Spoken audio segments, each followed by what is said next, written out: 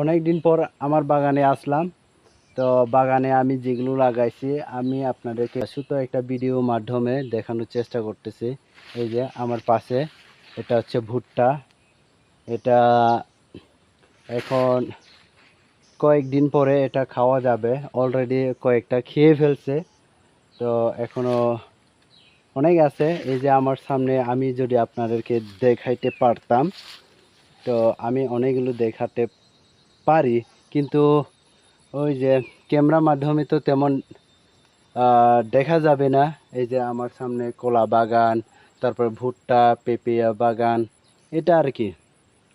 তো আমার সামনেও অনেক আছে, কিন্তু এইদিকে দেখা যাবে না। এটাই আর কি।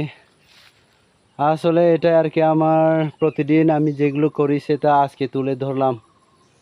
আমার জন্য সবাই প্রার্থনা করবেন, আশীর্বাদ করবেন। ঠিক আছে, থ্যাংক ইউ, বাই।